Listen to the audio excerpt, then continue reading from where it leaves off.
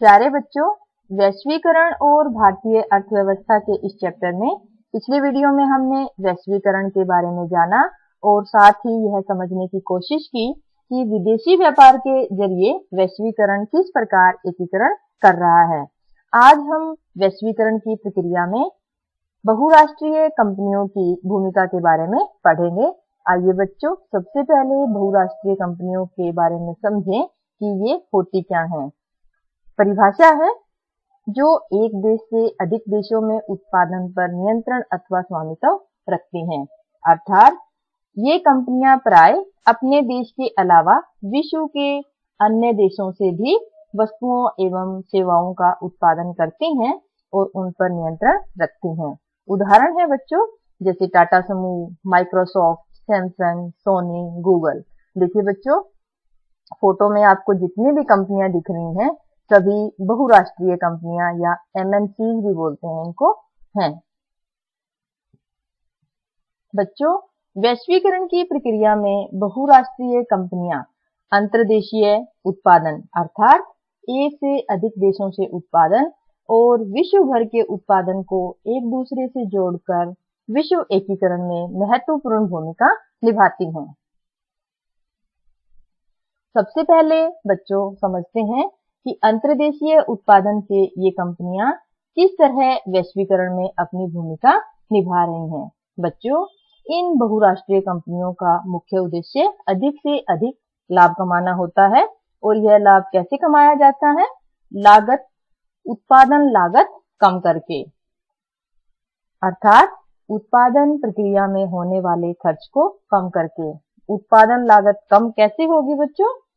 उत्पादन लागत में अगर श्रम और अन्य संसाधन जैसे कच्चा माल, फैक्ट्री लगाने के लिए भूमि, परिवहन इत्यादि अन्य संसाधन अगर सस्ते हैं तो उत्पादन लागत कम हो जाएगी। बच्चों, सस्ता श्रम और अन्य संसाधन ज्यादातर विकासशील देशों में उपलब्ध होते हैं। प्राय विकसित देशों की बहुराष्ट्रीय कंपनियां लागत को कम करने के लिए विकासशील देशों की ओर रुख करती हैं। आइए एक उदाहरण के माध्यम से इसे समझते हैं। देखिए बच्चों, अमेरिका की एक मोबाइल फोन निर्माता कंपनी है।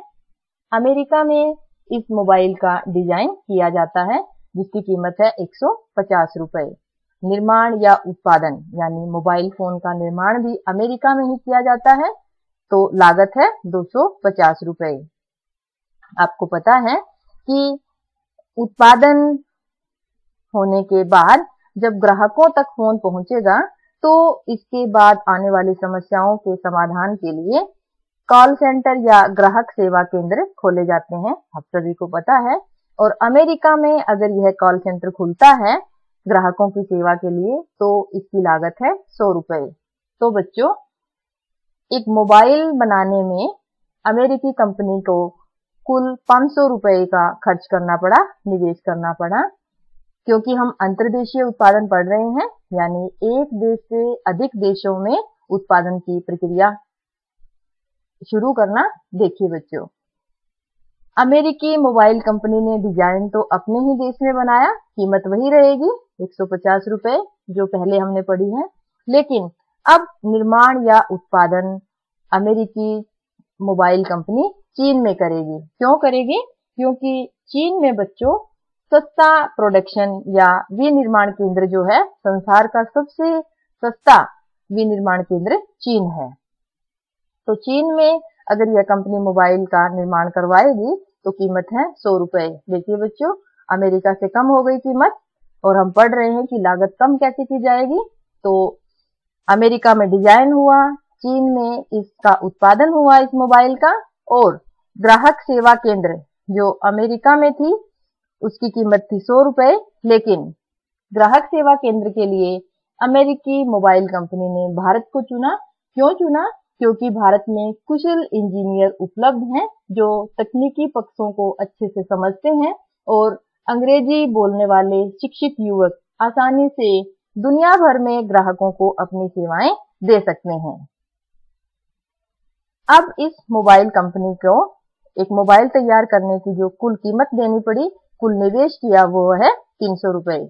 तो इस तरह से कोई भी बहुराष्ट्रीय कंपनी उत्पादन कीमत को कम करती है। हमने पढ़ा उत्पादन लागत को कम कैसे किया, विभिन्न देशों के साथ सामंजस्य स्थापित करके अंतर्देशीय उत्पादन के जरिए। आप अब अंतर्देशीय उत्पादन अच्छे से समझ गए होंगे। देखिए बच्चों, बहुराष्ट्रीय कंपनियां अधिक से अधिक लाभ कमाने के लिए वस्तुओं और सेवाओं का जो उत्पादन है वो विश्व स्तर पर करती हैं और अपने उत्पादन को विश्व स्तर पर बेचती भी हैं। विश्व भर के उत्पादन को एक दूसरे से जोड़ने में बहुराष्ट्रीय कंपनियों की भूमिका हम पढ़ रहे हैं। हमने पढ़ा था कि बहुराष्ट्रीय कंपनियों का मुख्य उद्देश्य है अधिक से अधिक लाभ कमाना। अब इस लाभ को कमाने के लिए बहुराष्ट्रीय कंपनियां निवेश करती हैं। निवेश का अर्थ अभी हम पढ़ेंगे, लेकिन इससे पहले आइए समझते हैं कि निवेश होता क्या है। इसमें बच्चों सस्ता श्रम व अन्य संसाधन शामिल होते हैं। अभी हमने थोड़ी देर पहले ही पढ़ा है कि सस्ता श्रम यानी उत्पादन के लिए जो भी लेबर लगनी है वो सस्ती होनी चाहिए। उत्पादन लागत कम करनी है ना हमें। और अन्य संसाधनों में क्या होगा, जैसे कच्चा माल है, भूमि है फैक्ट्री लगाने के लिए या अन्य उपकरण खरीदने के लिए जो भी संसाधन है वो सस्ते होने चाहिए। दूसरा है बच्चों बाजार से नजदीकी। बाजार का अर्थ यहाँ स्थानीय बाजार से नहीं है बच्चों, हम अंतरराष्ट्रीय या बहुराष्ट्रीय कंपनियों के बारे में पढ़ रहे हैं, तो बाजार भी हमें अंतरराष्ट्रीय ही समझने हैं। ऐसे बाजार जो तैयार माल को खरीद सकें। ज्यादातर बच्चों विकासशील देशों की ओर रुख करता है विकसित देश अपने माल की खपत के लिए। तो बाजार का अर्थ क्या हुआ कि ऐसा स्थान जहां उत्पादन के बाद वस्तुएं बेची जा सके। और तीसरा है सरकारी नीतियां पक्ष में हों। जब कोई बहुराष्ट्रीय कंपनी दूसरे देश में जाकर अपने उत्पादन को तैयार करती है या बेचती है, तो उस देश की सरकार की नीतियां भी बहुराष्ट्रीय कंपनियां चाहती है कि उसके फेवर में हो। जैसे टैक्सेस कम हो, फैक्ट्री लगाने के लिए भूमि आसानी से उपलब्ध हो जाए, श्रम कानूनों में लचीलापन हो या ऐसे हो जो बहुराष्ट्रीय कंपनियों के फेवर में हो।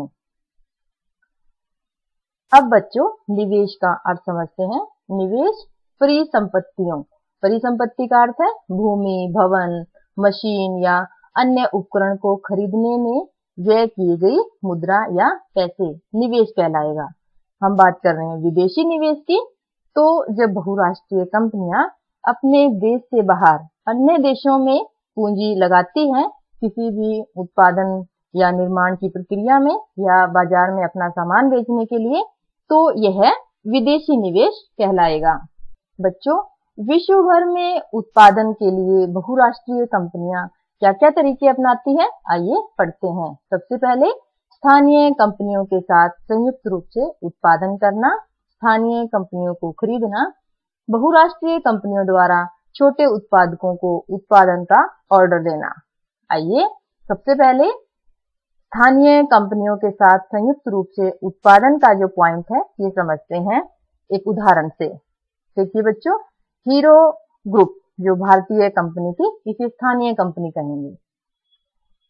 किसी भी देश की हो सकती है बच्चों, हम भारत का उदाहरण ले रहे हैं। मैं आपको स्थानीय कंपनी का अर्थ बता रही हूँ कि जैसे हीरो ग्रुप या जो साइकिल निर्माता कंपनी है हीरो, यह भारत की एक स्थानीय कंपनी है। इस कंपनी के साथ जापान की एक कंपनी होंडा ने संयुक्त रूप से उत्पादन करना शुरू किया। देखिए बच्चों, होंडा जो है ये मोटर गाड़ी निर्माता कंपनी थी। दोनों ने ज्वाइंट रूप से या संयुक्त रूप से उत्पादन करना शुरू किया और एक नई कंपनी बनाई हीरो होंडा। तो संयुक्त उत्पादन हमने पढ़ा कि कितना फायदेमंद है। इससे स्थानीय कंपनियों को क्या फायदा होगा, यानी भारत की जो हीरो ग्रुप जो साइकिल निर्माता कंपनी थी उसे क्या फायदा हुआ, अतिरिक्त निवेश के लिए धन प्रदान करती हैं। बच्चों एक बात आपको याद रखनी है कि बहुराष्ट्रीय कंपनियों के पास अपार संपत्ति होती है। इतनी अपार संपत्ति होती है कि कई देशों की जो जीडीपी है या जो देश का बजट है उससे भी ज्यादा पैसा बहुराष्ट्रीय कंपनियों के पास होता है। जब होंडा कंपनी ने भारत की साइकिल निर्माता कंपनी हीरो में निवेश किया, बच्चों इस कंपनी को जब धन मिला तो हीरो ने होंडा के साथ मिलकर बाइक्स का निर्माण करना शुरू किया। तो पहला पॉइंट आप समझ गए होंगे।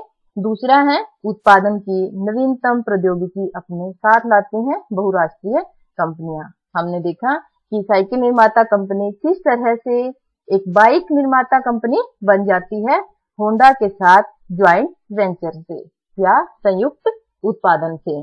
हमने स्थानीय कंपनी का फायदा देखा। इसी के साथ हम देखते हैं कि इससे या संयुक्त उत्पादन से बहुराष्ट्रीय कंपनी को क्या फायदा है। सबसे पहला फायदा तो है बच्चों कि भारत के बाजारों में होंडा कंपनी ने साइकिल ग्रुप के साथ मिलके, हीरो के साथ मिलकर के भारत के बाजारों में अपनी पहुंच बना ली है। दूसरा है नए उत्पाद का उत्पादन होना। उत्पाद नया क्या है बच्चों? एक साइकिल निर्माता कंपनी थी, एक मोटर गाड़ी निर्माता कंपनी थी। दोनों ने मिलकर जब बाइक्स बनाने शुरू किए तो यह हो गया नया उत्पाद। तीसरा है बच्चों निर्माण क्षमता का बढ़ना। इसका अर्थ क्या हुआ कि दोनों कंपनियों ने एक साथ मिलकर उत्पादन क्षमता को बढ़ा लिया। मान लीजिए पहले दोनों 100 गाड़ियों का निर्माण कर पा रही थी, लेकिन अब 200 गाड़ियों का निर्माण कर पा रही हैं। अगला है बच्चों ज्यादा मुनाफा कमाना। आपको पता ही है बहुराष्ट्रीय कंपनियों का मुख्य उद्देश्य ही होता है ज्यादा मुनाफा कमाना। स्थानीय कंपनियों के साथ संयुक्त रूप से उत्पादन का एक उदाहरण और देखते हैं बच्चों। फोर्ड एक अमेरिकी मोटर गाड़ी निर्माता कंपनी है। यह कंपनी 1995 में भारत आई और चेन्नई के निकट 1700 करोड़ रुपए का निवेश करके एक विशाल संयंत्र की स्थापना की।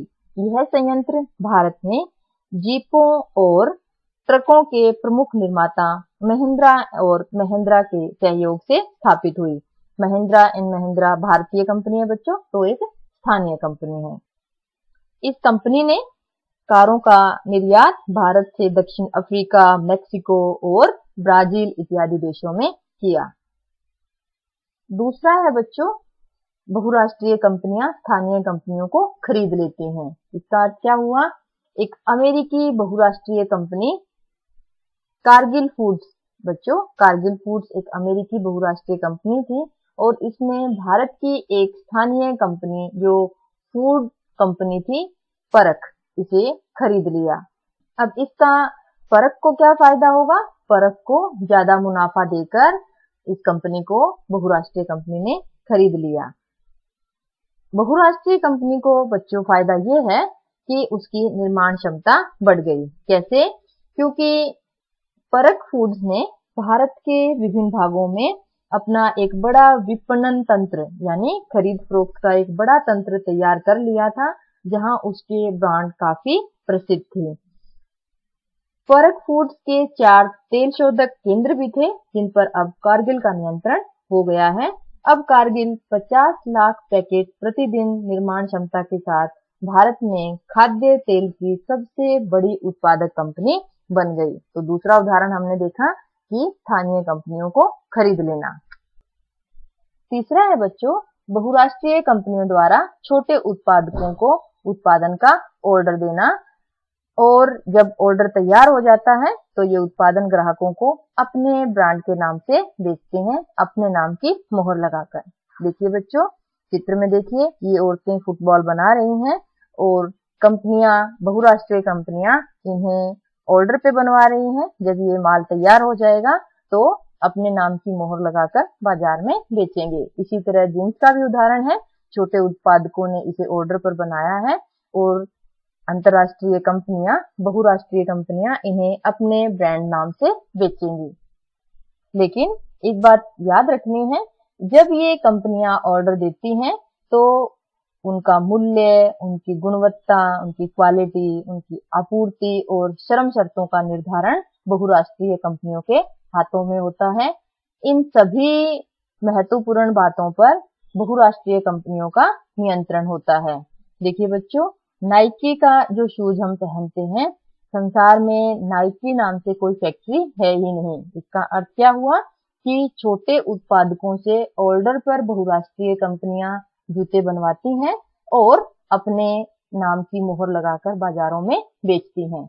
हाँ, उनकी मूल्य, गुणवत्ता, आपूर्ति और श्रम शर्तों पर बहुराष्ट्रीय कंपनियों का नियंत्रण होता है। बच्चों आज हमने पढ़ा कि बहुराष्ट्रीय कंपनियां किस तरह से विश्व एकीकरण में अपना योगदान दे रही हैं और किस तरह अपना उत्पादन करवा रही हैं।